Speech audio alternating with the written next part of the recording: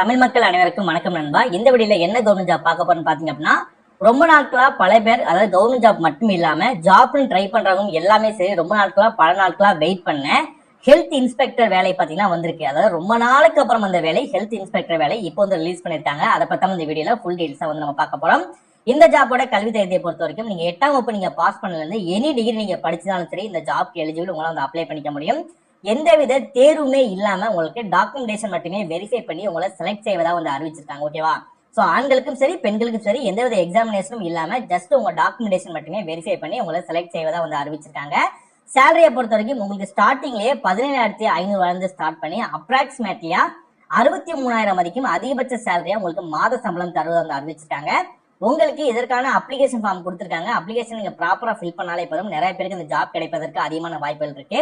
ஆண்களும் சரி பெண்களும் சரி இந்த ஜாப் வந்து அப்ளை பண்ணிக்க முடியும். ஆண்களுக்கும் சரி பெண்களுக்கும் சரி எந்தவித எக்ஸாமினேஷனும் இல்லாம செலக்ட் செய்வதா வந்து அறிவிச்சிருக்காங்க. ஓவராலா 15 விதமான வேலைவாய்ப்புகள் கொடுத்திருக்காங்க. சோ என்னென்ன வேலைவாய்ப்புகள் அப்படின்றத வீடியோக்குள்ள போய் நம்ம தெளிவா பார்க்கலாம்.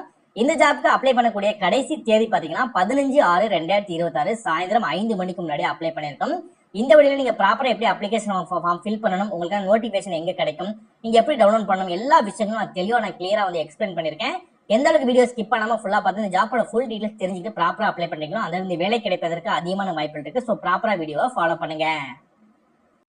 ஓகே நண்பா, இதான் பாத்தீங்கன்னா உங்க அபிஷியலா ரிலீஸ் பண்ணிருக்க நோட்டிபிகேஷன். இதான் பாத்தீங்கன்னா நீங்க அப்ளை பண்ணக்கூடிய உங்களுக்கான அப்ளிகேஷன் ஃபார்ம். இதுதான் பாத்தீங்கன்னா இந்த ஜாப்புக்கு கவர்மெண்ட் சைடுல இருந்து ரிலீஸ் பண்ணிக்கக்கூடிய கவர்மெண்டோட அபிஷியல் வெப்சைட்.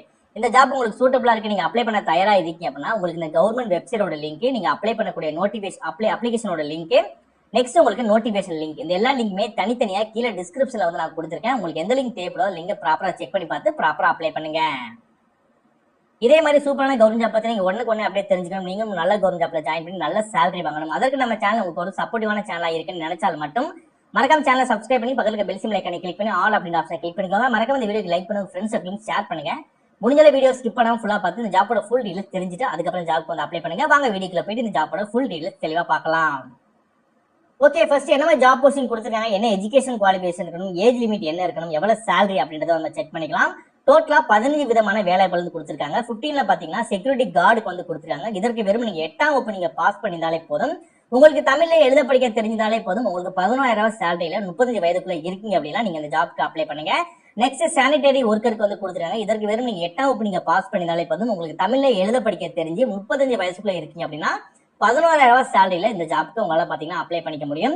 நெக்ஸ்ட் ஆக்குபேஷனல் தெரபிஸ்ட்க்கு வந்து கொடுத்திருக்காங்க. இதுல நீங்க பேச்சுலர் டிகிரி அல்லது மாஸ்டர் டிகிரி படிச்சிருக்கீங்க அப்படின்னா, தெரபிஸ்ட் லேட்டா மாஸ்டர் டிகிரி பேச்சுலர் டிகிரி படிச்சிருக்கீங்க அப்படின்னா 40 வயதுக்குள்ள இருக்கீங்க அப்படின்னா 23,000 சேலரியில இந்த ஜாப்க்கு உங்களால வந்து அப்ளை பண்ணிக்க முடியும்.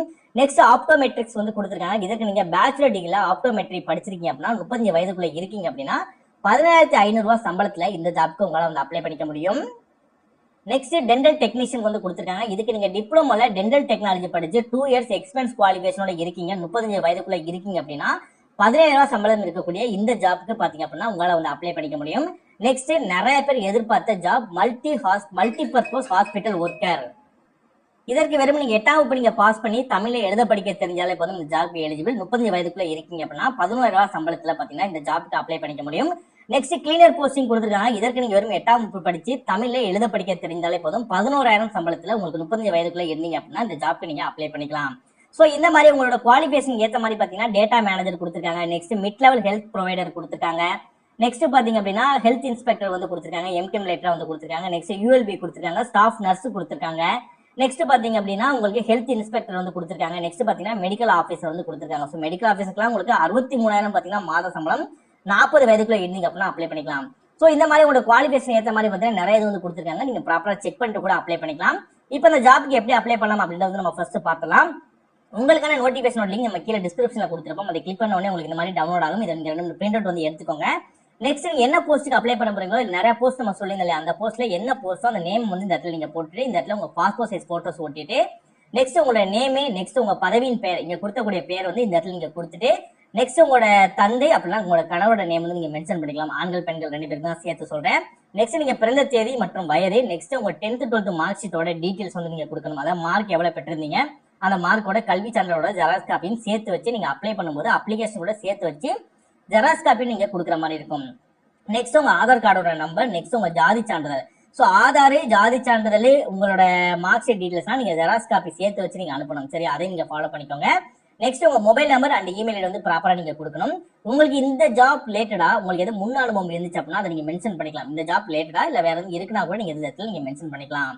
நெக்ஸ்ட் உங்களோட நிரந்தர முகவரி, நெக்ஸ்ட் உங்களோட தற்காலிக முகவரி. சில பேருக்கு நிரந்தர முகவரியும் தற்காலிக முகவரியும் சேம் அட்ரஸ் தான் இருக்கும். ஸோ அப்படி சேம் அட்ரஸா இருக்கு அப்படின்னா உங்க நிரந்தர முகவரியும் தற்காலிக முகவரியும் சேம் அட்ரஸே போட்டுக்கலாம். ஒன்றும் வந்து பிரச்சனை வந்து கிடையாது.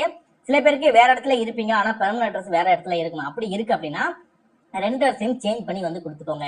நெக்ஸ்ட் எந்த இடத்துல இருந்து அப்ளை பண்றீங்களோ அந்த இடம், நெக்ஸ்ட் எந்த தேதியில இருந்து அப்ளை பண்றீங்களோ அந்த தேதி, இந்த இடத்துல உங்களோட சிக்னேச்சர் வந்து போட்டுக்கணும். அவ்வளவுதான், சிம்பிள். இப்போ நம்ம வந்து அப்ளிகேஷன் வந்து நம்ம ஃபில் பண்ணி முடிச்சாச்சு. இந்த அப்ளிகேஷனை நீங்க போஸ்ட் மூலமா அப்ளை பண்ற மாதிரி இருக்கும். ஸோ நெக்ஸ்ட் வந்து உங்களோட நோட்டிபிகேஷன் வந்து ஓப்பன் பண்ணுங்க. நோட்டிபிகேஷன் பாத்தீங்கன்னா விண்ணப்பம் அனுப்ப வேண்டிய முகவரின்னு சொல்லிட்டு இந்த இடத்துல ஒரு அட்ரஸ் வந்து கொடுத்திருப்பாங்க. உறுப்பினர் செயலாளர், மாவட்ட சுகாதார அலுவலர், மாவட்ட நலவாழ்வு சங்கம், டிஸ்ட்ரிக்ட் ஹெல்த் சொசைட்டி, மாவட்ட சுகாதார அலுவலகம், 219 ரேஸ் கோர்ஸ் ரோடு, கோயம்புத்தூர் 18 சொல்லிட்டு இந்த இடத்துல அட்ரஸ் கொடுத்துருப்பாங்க இல்லையா. ஸோ இந்த அட்ரஸ் தான் பாத்தீங்க அப்படின்னா நீங்க போஸ்ட் மூலமா அனுப்புற மாதிரி இருக்கும். ஸோ இந்த பணியை பொறுத்த வரைக்கும் உங்களுக்கு 11 மாதங்களுக்கு தான் பாத்தீங்கன்னா பணி வந்து இருக்கும். ஒப்பந்த அடிப்படையில் தான் பாத்தீங்கன்னா இந்த பணியை வந்து உங்களுக்கு வந்து தருவது வந்து அறிவிச்சிருக்காங்க. எக்காரணத்தை கொண்டுமே உங்களுக்கு வந்து நிரந்தரமானது கிடையாது, தற்காலிக பணி தான் சொல்லியிருக்காங்க. ஸோ அதையும் ஒன் டைம் நீங்க ஃபாலோ பண்ணிக்கோங்க. ஸோ போஸ்ட்டை பொறுத்த வரைக்கும் நீங்க நேரில், அதாவது இந்த அட்ரஸுக்கு நீங்க பக்கத்துல இருக்கீங்க, உங்களால போக முடியும் அப்படின்னா நீங்க போய் உங்களுடைய அப்ளிகேஷனை வந்து அந்த கவர்மெண்ட் ஆஃபீஸ்ல கூட நீங்க கொடுத்துட்டு வரலாம். அப்படி தூரத்துல இருக்கீங்க அப்படின்னா நீங்க போஸ்ட், ஸ்பீட் போஸ்ட் இல்ல நார்மல் போஸ்ட்ல கூட பாத்தீங்கன்னா உங்களை வந்து அப்ளை பண்ணிக்க முடியும். ஸோ இதற்கான விண்ணப்பம் பாத்தீங்கன்னா கீழே ஆவணங்களை இணைக்கப்படணும்னு சொல்லுவாங்க. இந்த ஆவணங்களுக்கு பாஸ் சைஸ் போட்டோஸ், அதுக்கப்புறம் முன்னுரிமை சான்றிதழ்ல வரீங்க அப்படின்னா அதற்கான சான்றிதழோட ஜெராக்ஸ் காப்பி, அப்புறம் வந்து ஜாதி சான்றிதழோட ஜெராக்ஸ் காப்பி, இருப்பிட சான்றிதழோட ஜெராக்ஸ் காப்பி, குடும்ப அட்டை இல்ல ஆதார் அட்டை. ஸோ இந்த மாதிரி சில டீட்டெயில்ஸ் வந்து கொடுத்துருப்பாங்க. அந்த டீட்டெயில்ஸ் தான் எதற்கு கேட்கறாங்க அப்படின்னா இதுல வந்து எக்ஸாமினேஷன் இல்லாம உங்களோட தேர்வு செய்யணும்னு சொல்லியிருந்தாங்க இல்லையா. ஸோ அதற்காக தான் பாத்தீங்கன்னா இந்த டீட்டெயில்ஸா வந்து கேட்கறாங்க. ஏன்னா இந்த குவாலிஃபிகேஷனை வச்சு தான் பாத்தீங்க அப்படின்னா இந்த ஜாபுக்கு பாத்தீங்கன்னா உங்களோட செலக்ஷன் ப்ராசஸும் வந்து இருக்கும். ஸோ அந்த ரீசனுக்காக தான் சொல்றேன், நீங்க டீட்டெயில்ஸ் ஃபில் பண்ணும்போது ப்ராப்பரா ஃபில் பண்ணுங்க. எது மிஸ்டேக் இருக்கு அப்படின்னா கண்டிப்பா உங்களோட டாக்குமெண்டேஷனோட வெரிஃபிகேஷன் பண்ணுவாங்கடா. ஏன்னா எக்ஸாமினேஷன் இல்லாம உங்களை வெரிஃபை பண்ணி செலக்ட் பண்றாங்க அப்படின்ற போது உங்க டாக்குமெண்டேஷன் வெரிஃபை பண்ணும்போது கண்டிப்பா ஏதாவது மிஸ்டேக் இருந்துச்சு அப்படின்னா உங்களை ரிஜெக்ட் பண்ணிடுவாங்க. ஸோ எக்ஸாமினேஷன்ல மிஸ்டேக் இருந்தா கூட ரிஜெக்ட் ஆனா கூட ஓகே, பட் டாக்குமெண்டேஷன் வெரிஃபை பண்ணி உங்களுக்கு ஜாப் தர்றாங்க அப்படின்ற போது ஸோ அந்த டைம்ல நீங்க ஏதாவது மிஸ்டேக் பண்ணி ஏதாவது ஃபோர்ஜரி பண்ணி ஏதாவது மாட்டிக்கிட்டீங்க அப்படின்னா கண்டிப்பா அந்த ஜாப் கிடைக்காது. ஸோ அந்த ரீசனுக்காக தான் சொல்றேன் திரும்ப ப்ராப்பரான டீடைல்ஸ் மட்டும் உங்களோட அப்ளிகேஷன்ல வந்து ஃபில் பண்ணுங்க. நெக்ஸ்ட் அவங்க வந்து இன்டர்வியூ டைம்ல உங்களை கூப்பிடும்போது உங்களோட ஒரிஜினல் டாக்குமெண்டேஷன் எடுத்துட்டு போற மாதிரி இருக்கும். ஸோ ஒரிஜினல் டாக்குமெண்டேஷனை வெரிஃபை பண்ணி தான் உங்களுக்கு ஜாப் வந்து கொடுப்பாங்க. ஸோ ப்ராப்பரான ஜாப் வந்து அப்ளை பண்ணுங்க.